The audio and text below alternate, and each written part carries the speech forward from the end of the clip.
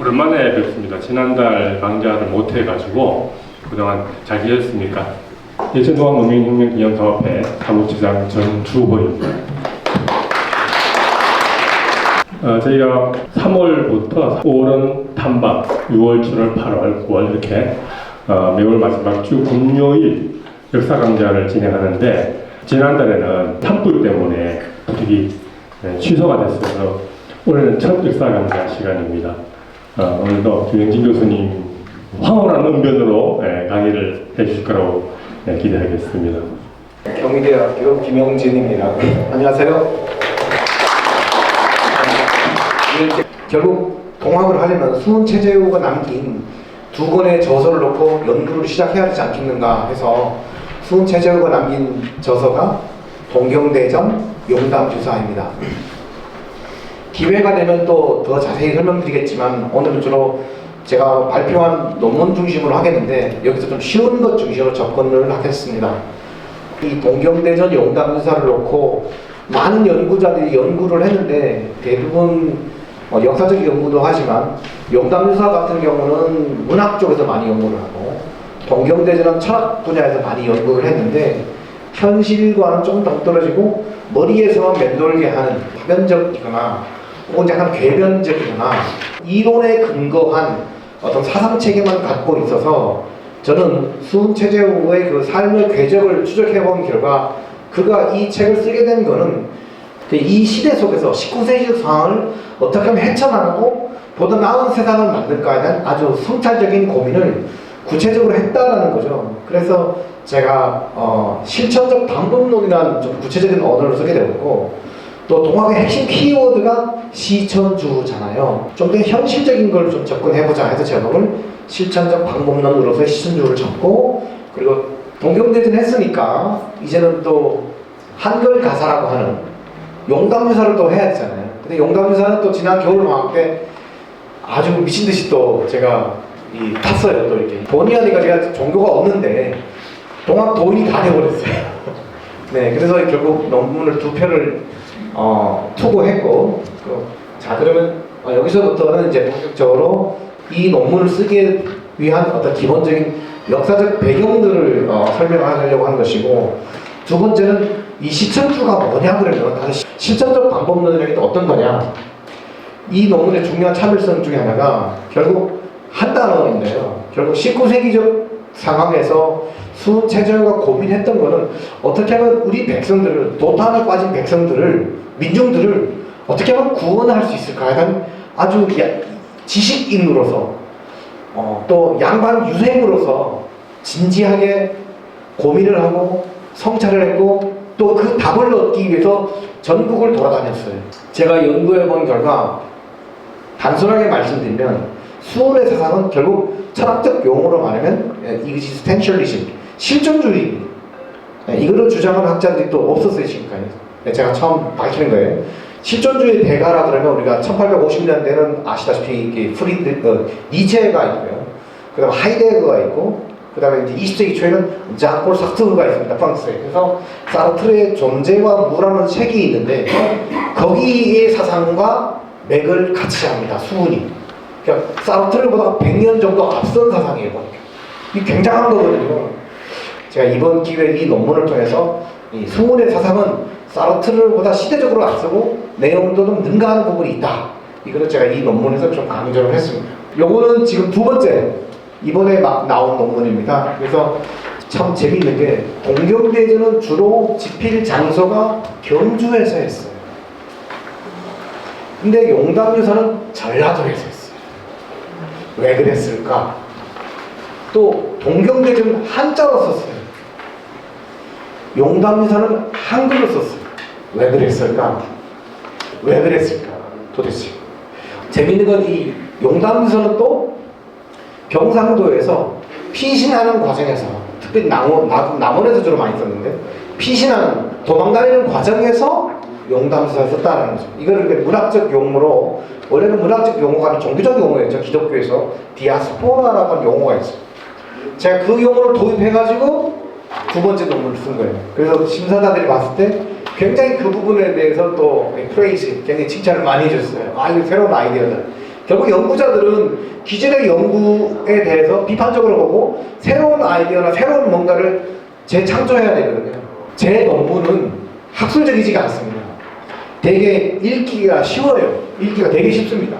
수훈이 살았던 19세기 1840년대, 그다음 1850년대 정말 피폐한 이 농민들 속에서 정부도 부패하고 국가는 무능력하고 우리는 완전 기울어질 때는 기울어질 그 시기에 또 호혈자라 그러죠.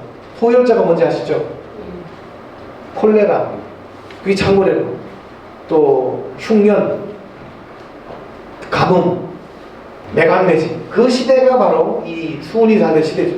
어떻게 하면 이 세상을 구할 수 있을까? 양심 있는 지식인이죠. 그래서 전국을 떠돌면서 이 세상을 구할 수 있는 고민을 했던 것이고, 또 대외적으로는 조선반도 바깥 세상은 어때요? 1840년에 아편 전쟁을 통해 중국의 해가름 넘어가잖아요. 우리는 기본적으로 화이론적 세계관이라고 보통 말하거든요. 중국 중심의 세계관이죠, 우리는. 근데 서양 세력들이 과학, 종교, 물질 문명으로 쳐들어왔죠.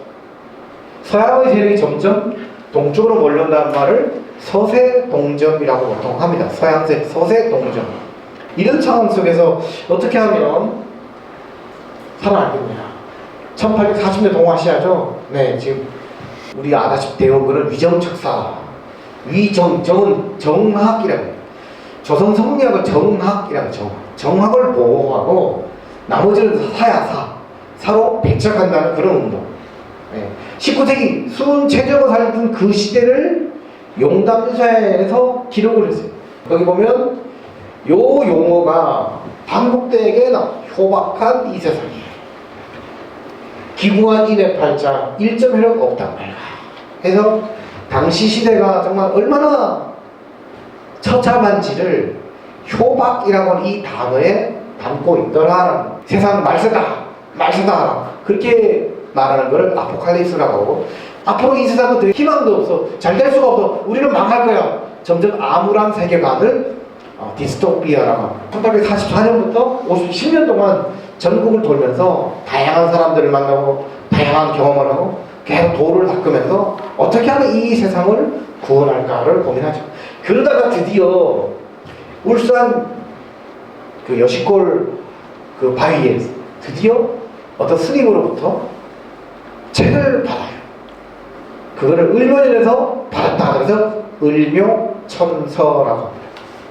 그 다음에 정멸굴에 가서, 정멸굴법인데 49일 동안 그 도를 깨달으려고 했었던 거죠. 그러면서 자기의 원래 이름이 재선이죠. 재선. 어리석은 백성을 구원한다 그래가지고 재우로 이름을 바꿨고, 자신의 자도 석묵인데 수운. 그러면서 드디어 이제 그가 용담정에서 신체험을 하게 됩니다. 그게 1860년 4월 5일 영년입니다. 경신년이라고 해요. 그러니까 신체험 혹은 종교체험, 영어로 만들었어요. 이 단어를. 신체험을 divine experience, 뭐 부적 같은 거죠. 그걸 받아서 이걸 씹어먹고 뭐 병이 낫다, 이런 이야기들이 있습니다. 그 이후 아시다시피 이제 해월 최시영, 그 다음에 의암 손병인, 그 다음에 4대가 추남 박인호.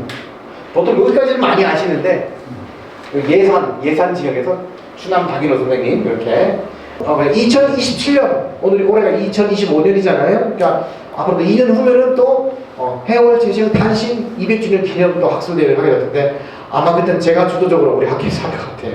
이제 상제로부터 받은 연구는 어리석은 세상을 구하겠다는 수훈의 정신이고, 그 정신이 깃들어 수훈의 몸이 이제 단순한 인간 그 넘어서는 어떤 초인적인 어떤 존재로서 인간이 확 거듭나게 되었다는 거죠.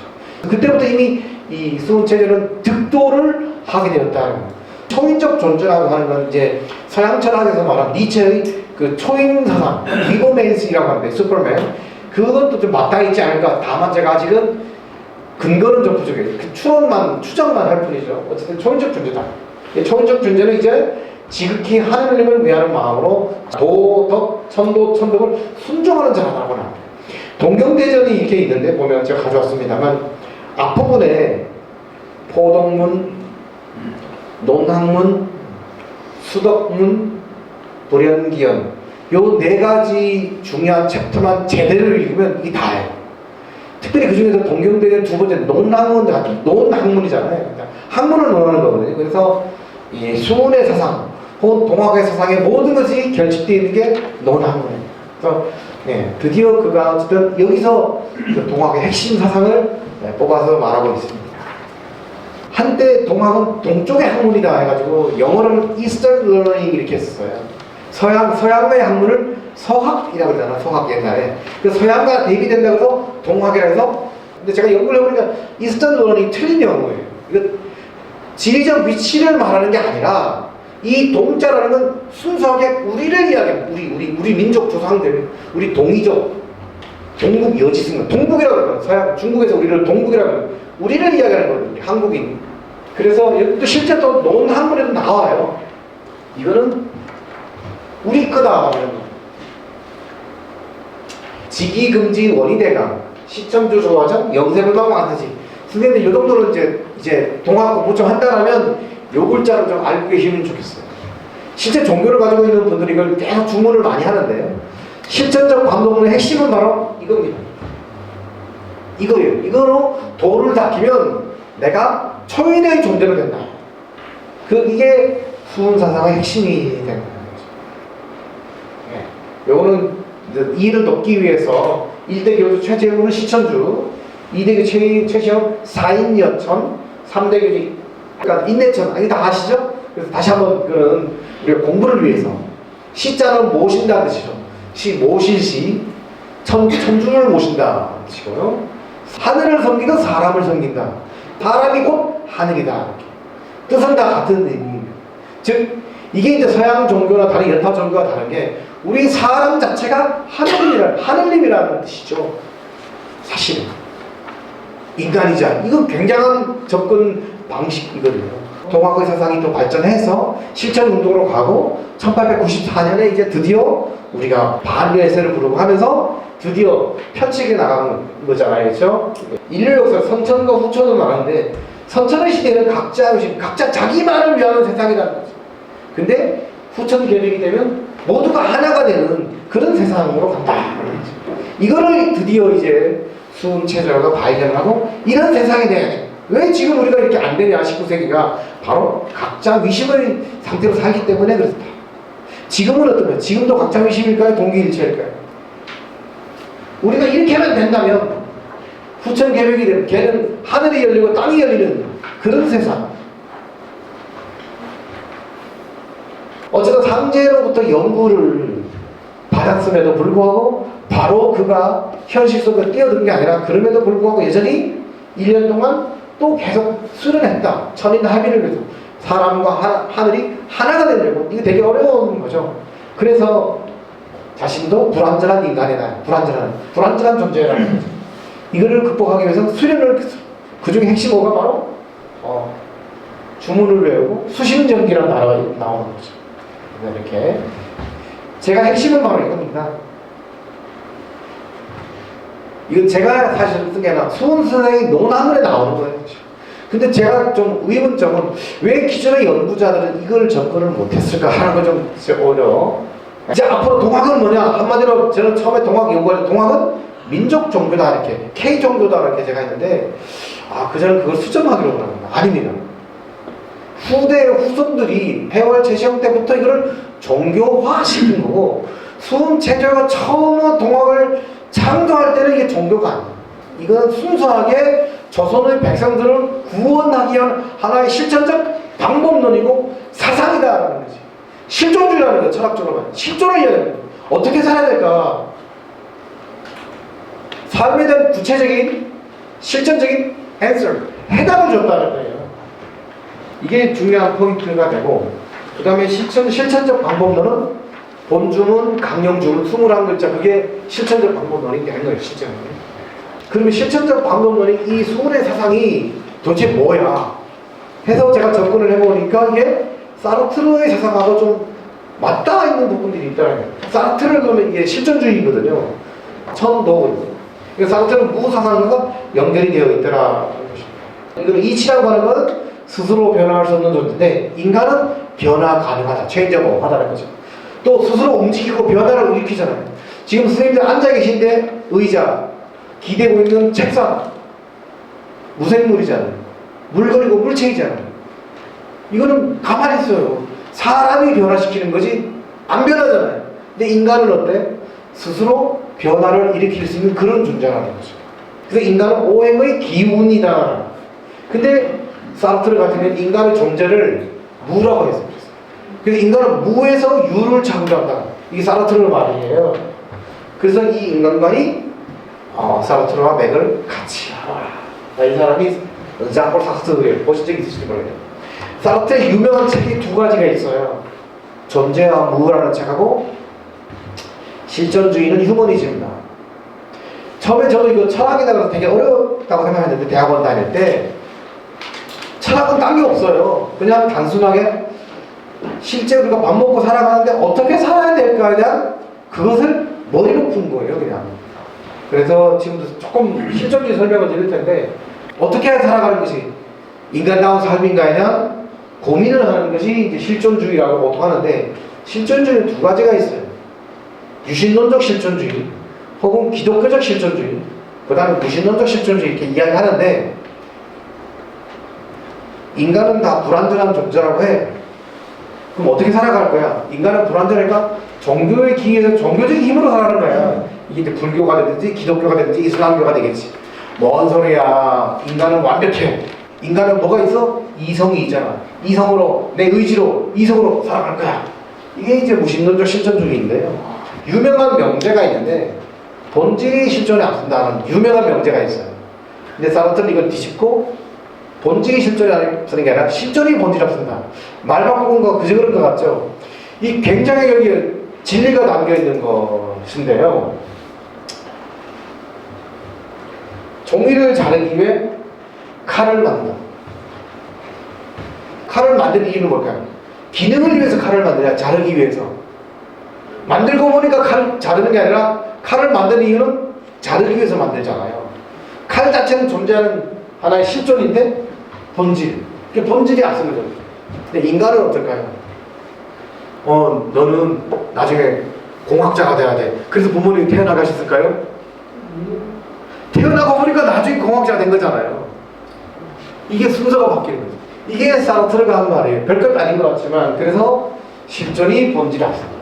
인간이 먼저 세계 속에서 태어나고 태어난 이후에 자신의 삶을 결정한다. 이게 유명한 말인데 여기서부터 인간의 스스로 결정하고 존재하고 움직이고 변화하잖아요. 아까 수운의 사상과 그래서 맞닿아 있다. 인간의 자유롭도록 저주받은 존재라는 말 쓰는 게 사르트르의 이 말인데요. 실존주의 제1원칙은 주체성. 인간 스스로가 선택하는 거야. 삶의 주인은 나고 내가 선택하는 거야. 자유로운 선택, 그 선택, 자유에는 뭐가 다른가 우리 보통 배웠죠? 책임이 따른다. 이게 사르트르의 말이에요, 사실은. 그래서 인간은 무에서 변화를 통해서 유를 창조한다. 사고는 존재이고 인간은 무예요. 인간을 무로 규정했다. 그러면서 이 무인 인간이 부지런히 자유롭게 의식을 통해서 뭔가를 추구하는 존재다. 이게 바로 수운의 인간관과 맞닿아 있더라라는 것입니다. 이거는 이제 제가 이번에 연구를 통해서 수운 사상을 밝혀냈어요. 그래서 사르트르보다 100년 앞선 사상이라 그걸 이제 증명을 해냈던 것이고요. 넘어갈게요. 네. 그 다음에 주체적인 인간으로 스스로 선택하고 깨어있는 인간이 되었다. 그래서 이제 안가주망이라는 용어가 나오는데요. 이거는 사회참여, 지식인의 사회참여에서 지식인이라면 네가 공부한 걸 그냥 혼자서 탁상 공부할 게 아니라 사회에 적극적으로 참여해야 된다 해서 한때 이제 조국 민정수석에 대한 논란이 좀 있었죠. 폴리피에서 그냥 안가주망이냐 해서 이제 그런 이야기들 있었죠.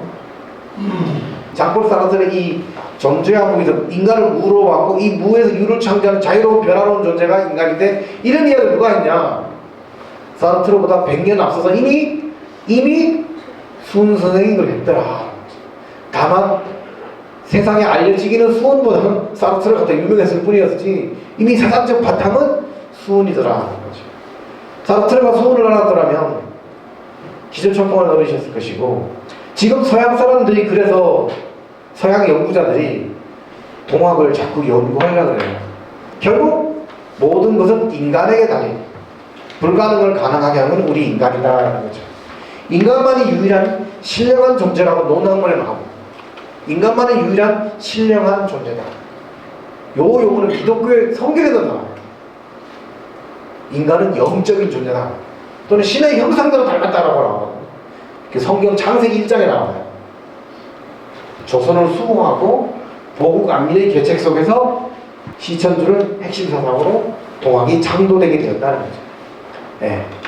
경주를 중심으로. 그러니까 사람들이 막 때같이 몰려들어오는 양반 유생들 다 필요해서 아마 제 지금 가설인데요. 왜 경상도 예천에는 동학의 지도자들이 양반 유생들이 왜 동학에 빠졌을까? 전라도에는 없는데 저는 이제 거의 90% 아니 80% 답을 찾았어요. 바로 동경대전입니다. 그리고 그것 말고 당시 19세기에 다른 지역의 양반들의 그 사상들을 제가 접근하고 있거든요.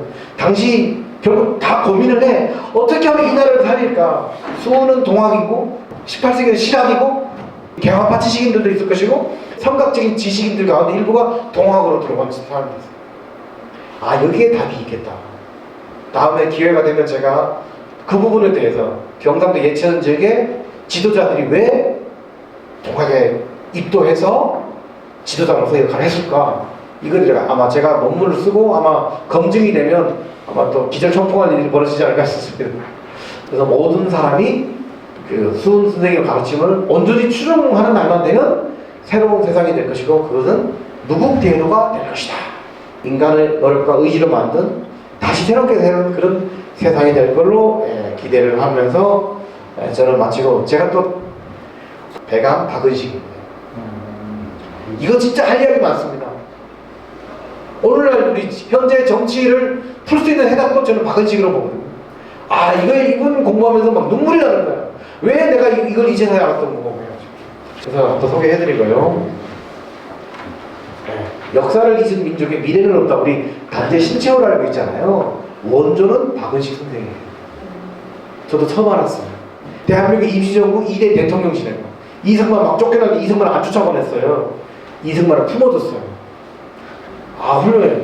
박은식은 누구나 다 존경하는 그 당시에 처음으로 선생님이라는 말을 들었어요. 선생님. 박은식 선생님. 이분의 말이면 다 통했어. 자, 여기까지 하겠습니다. 네, 감사합니다. 일부러 찾아보고 공부하지 않으면 할 수 없는 부분들을 너무 뜻깊게 만나고 있습니다. 김희경 선생님께 다시 한번 더 큰 박수 부탁드리겠습니다.